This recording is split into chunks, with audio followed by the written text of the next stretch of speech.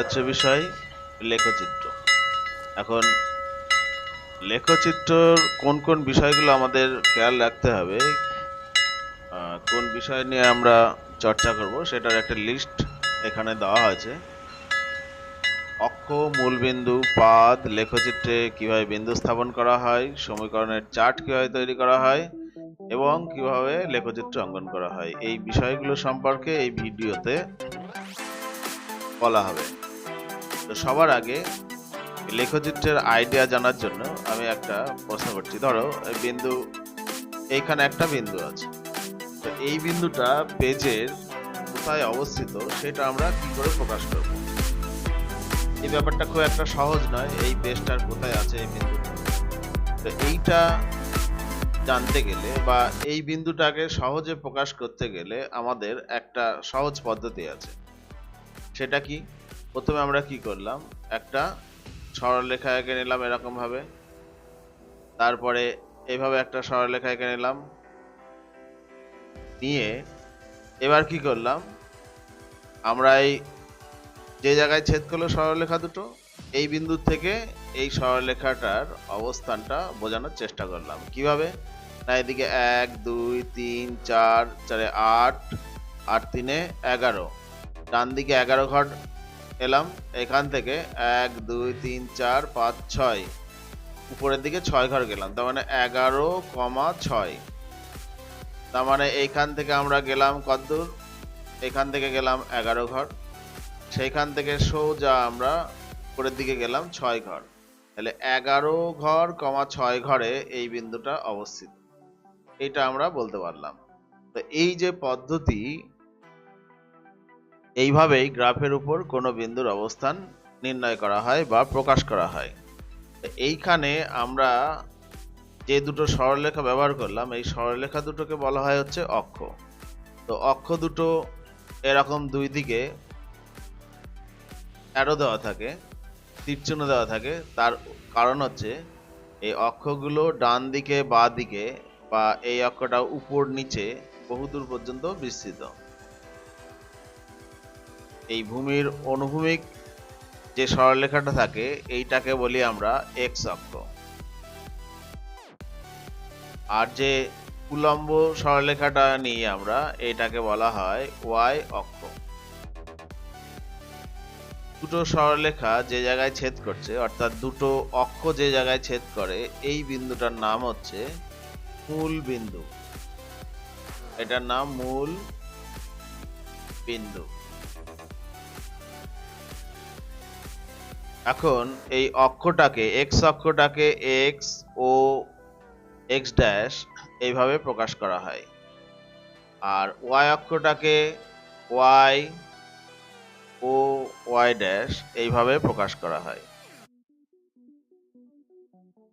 X অক্ষের ডান দিকের অংশটাকে বলা হয় ধনাত্মক এক্স অক্ষ, ধনাত্মক এক্স অক্ষ, আর বাঁ দিকটাকে বলা হয় ঋণাত্মক এক্স অক্ষ। একই রকম ভাবে ওয়াই অক্ষের উপরের দিকটাকে বলা হয় ধনাত্মক ওয়াই অক্ষ, আর নিচের দিকের অংশটাকে বলা হয় ঋণাত্মক ওয়াই অক্ষ। তো এইখানে এক্স অক্ষকে ডান দিকে এরকম প্লাস ধরা হয়, আর ওয়াই এক্স ড্যাশকে মাইনাস ধরা হয়, আর ওয়াই অক্ষকে উপরের দিকটাতে প্লাস ধরা হয় আর নিচের দিকটাতে মাইনাস ধরা হয়। এখন এখান থেকে পরিষ্কার বুঝতে পারছো যে এইটা এক্স অক্ষের ধনাত্মক দিক, এটা ওয়াই অক্ষের ধনাত্মক দিক। তাহলে এই অক্ষ দুটো পরস্পরকে ছেদ করার ফলে এই পুরো পেজটা 4টে অংশে বিভক্ত হয়েছে, 1 2 3 4, 1 নাম্বার, 2 নাম্বার, 3 নাম্বার, 4, 4টে পার্টে বিভক্ত হয়েছে। এর এক একটা পার্টকে, এক একটা অংশকে বলা হয় পাদ। সুতরাং প্রথম অংশটাকে বলা হয় হচ্ছে প্রথম পাদ, দ্বিতীয় অংশটাকে বলা হয় দ্বিতীয় পাদ,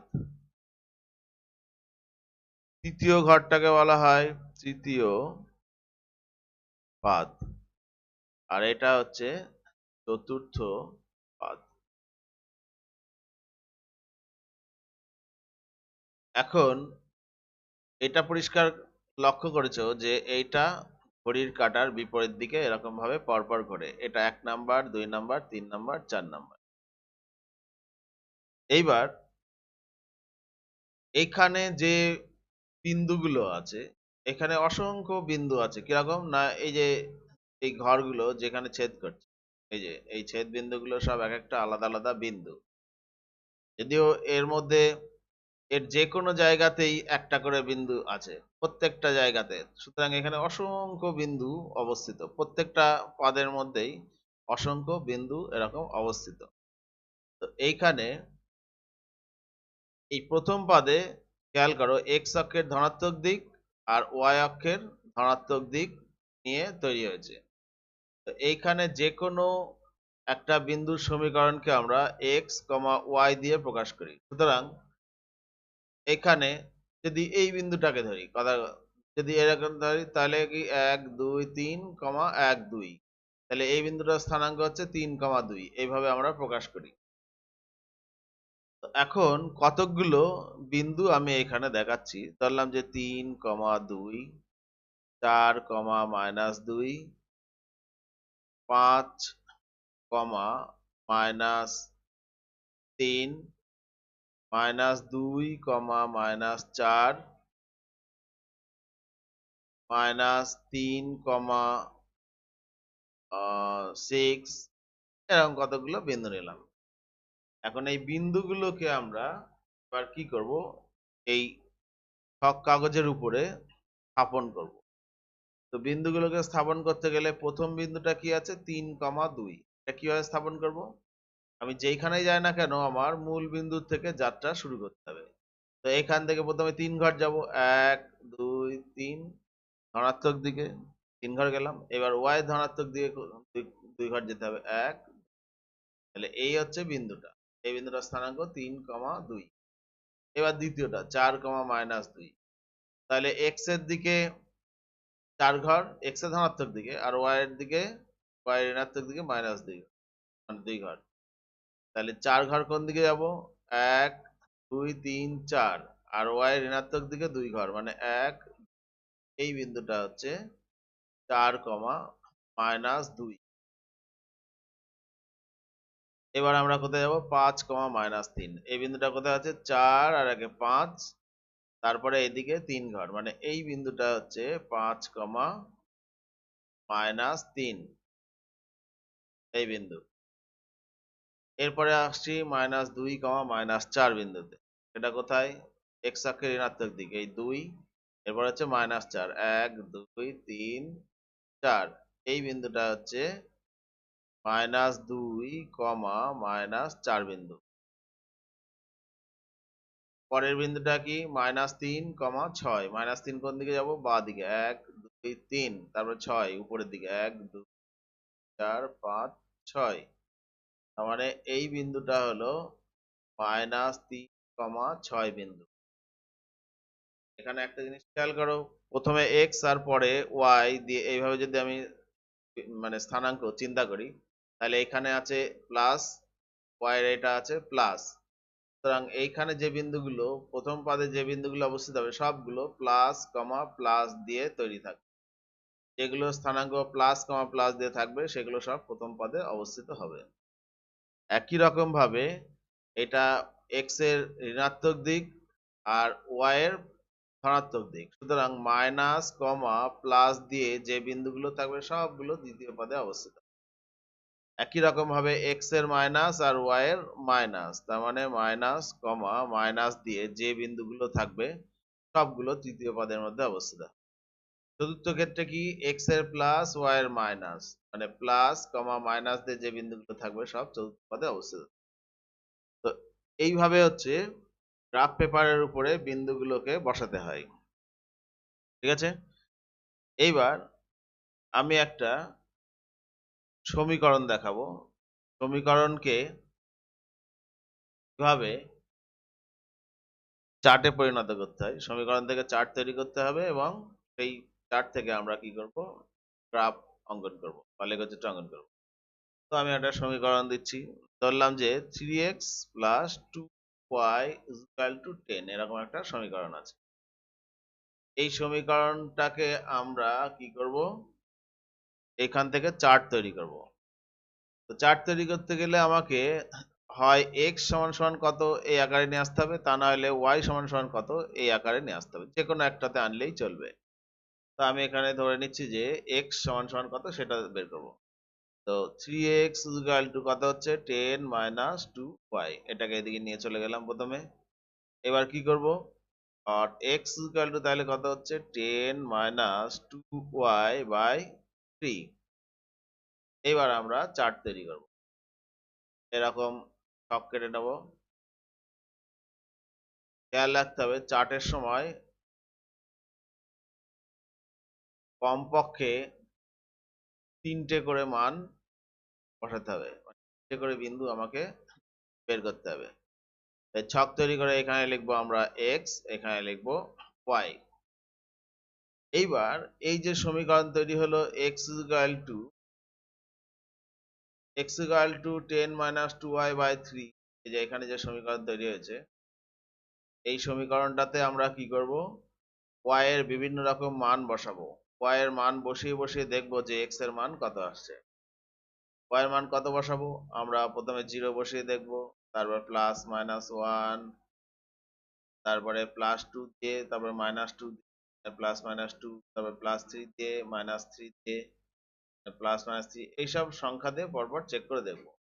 এখন পরপর চেক করতে গেলে অনেক সময় সাপেক্ষ ব্যাপার, সুতরাং আমাকে চেষ্টা করতে হবে দেখেই বুঝে ফেলতে যে y এর মান কত বসালে x এর মান একটা ধনাত্মক মান আসবে, মানে পূর্ণ সংখ্যায় একটা মান আসবে। প্রসঙ্গত বলি, y এর যে কোনো মানের জন্যই, y এর যে মানই আমি বসাই না কেন, তার পরিপ্রেক্ষিতে x এর একটা মান আসবে। সেই মানটা যদি ভগ্নাংশ হয় আমরা সেই মান নেব না, কারণ ছক কাগজে ভগ্নাংশ দিয়ে মান বসাতে অসুবিধা হবে, আমাদের অনুমানের উপর ভিত্তি করে মান বসাতে হবে, যে কারণে সেগুলোকে আমরা অ্যাভয়েড করব। আমরা সবসময় চেষ্টা করব এমন মান খোঁজার যাতে y এর এমন মান বসাবো যাতে x এর মানটা সবসময় পূর্ণ সংখ্যায় আসে। তো যাই হোক, এখানে কি করব, প্রথমে আমি y এর মান 0 ধরে দেখছি কত হচ্ছে। তাহলে y এর মান যদি 0 ধরি তাহলে x সমান সমান কত হবে 10 মাইনাস 2y, মানে 2 ইন্টু 0 বাই 3, তাহলে কত হচ্ছে 10 মাইনাস 0, 10 মাইনাস 0 বাই 3, তার মানে 10 বাই 3 হচ্ছে, পূর্ণ সংখ্যায় হচ্ছে না। তাহলে এই x এর এই মানটা আমরা, y এর এই মানটা আমরা নেব না, ঠিক আছে। তাহলে কি নেব, এবার 1 বসিয়ে দেখি, 1 বসিয়ে কি লাভ হবে, 1 বসিয়ে 2 অক্ষে 2, 10 থেকে 2 বাদ গেলে 8, 8 বাই 3, তাহলে প্লাস 1 বসিয়ে পূর্ণ সংখ্যায় মান আসবে না, মাইনাস 1 বসাতে পারি। মাইনাস 1 বসালে কি হবে, তাহলে x ইকুয়াল টু হবে হচ্ছে 10 মাইনাস 2 ইন্টু মাইনাস 1 বাই 3, তার মানে কত হবে 10 প্লাস 2 বাই 3, মানে 12 বাই 3, অর্থাৎ 4। তাহলে আমরা কি পেলাম, y এর মান মাইনাস 1 বসিয়ে x এর মান কত পেলাম, 4 পেলাম। তার মানে y এর ঘরে আমি বসাবো মাইনাস 1, x এর মান পেয়েছি আমি সেইখান থেকে 4, এইভাবে বসাতে হয়। আর একখানা মান নিচ্ছি, আমি ধরলাম 2 নিচ্ছি, তাহলে y এর মান যদি আমি 2 বসাই, 2 দুগুণে 4, 10 এর থেকে 4 বাদ গেলে 6, 6 বাই 3 মানে 2 হচ্ছে। তার মানে y এর মান যদি আমি 2 বসাই, x এর মান হচ্ছে 3 হবে। সবসময় চেষ্টা করতে হবে যে মুখে মুখে হিসাব করে ফেলার, তাহলে এই সময় অযথা নষ্ট হবে না। এইবার এটা দেখেই বুঝে ফেলতে হবে কত দিয়ে y এর মান কত বসালে x এর মান সঙ্গে আসবে। তো এইখানে আমি যদি y এর মান 5 বসাই, ভালো করে খেয়াল করো, তাহলে 5 দুগুণে 10 হচ্ছে, তাহলে 10 মাইনাস 10 মানে 0 হয়ে যাবে, তার মানে x এর মান 0 বাই 3 মানে 0 হবে। তাহলে আমরা y এর মান কত ধরলাম, y এর মান ধরলাম 5, তাতে x এর মান কত হলো 0। তাহলে আমরা এখানে কি কি পেলাম, 3টে বিন্দু পেলাম। একটা হচ্ছে 4, এই একটা বিন্দু পেলাম, 2, 2 এই একটা বিন্দু পেলাম, আর হচ্ছে 0, 5 এই তিনটে বিন্দু আমরা পেলাম। তাহলে ছক কাগজে এই তিনটে বিন্দু আমাকে বসাতে হবে। ঠিক আছে, তাহলে এবার আসছি আমরা পরের স্টেপে। আমরা কি করলাম, এক্স অক্ষ y অক্ষ এঁকে নিচ্ছি।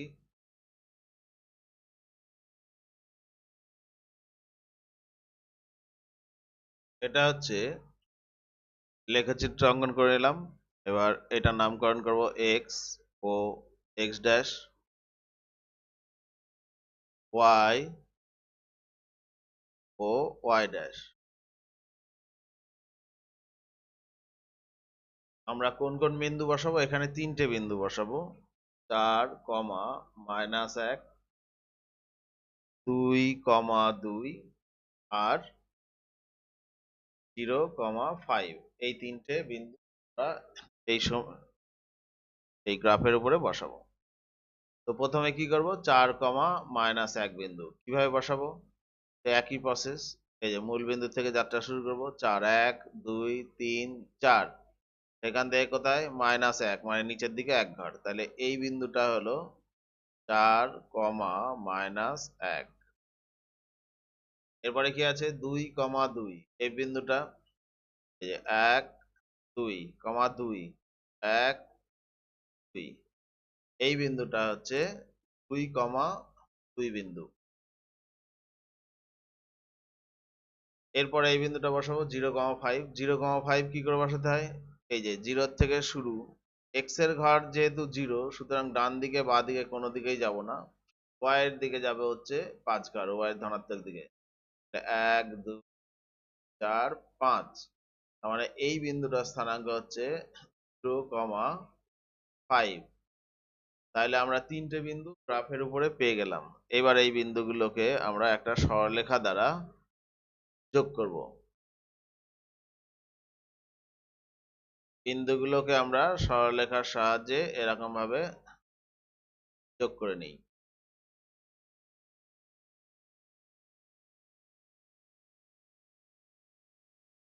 এই দুই দিকেই বাড়িয়ে দেওয়া হলো, কারণ হচ্ছে এইখানে যে সরলরেখাটা পেলাম সেই সরলরেখাটা দুই দিকেই আরো বিস্তৃত, এখানেই শেষ নয়।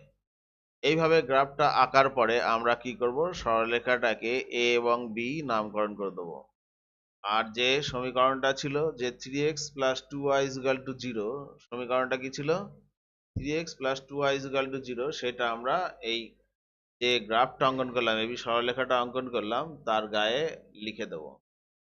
সেটাকে আমি লিখে দিচ্ছি এর গায়ে, নাকি 3x + y = 10, এটা হচ্ছে গ্রাফের গায়ে লিখে দিতে হয়। সুতরাং এই 3x + 2y = 10 এই সমীকরণটার জন্য AB সরলরেখা এটা হচ্ছে আমরা পেলাম। এইভাবে যে কোনো সমীকরণ থেকে লেখচিত্র অঙ্কন করতে হয়। তো এই হচ্ছে আমাদের প্রথম পর্ব অ্যাকচুয়ালি এটা ভিডিওর।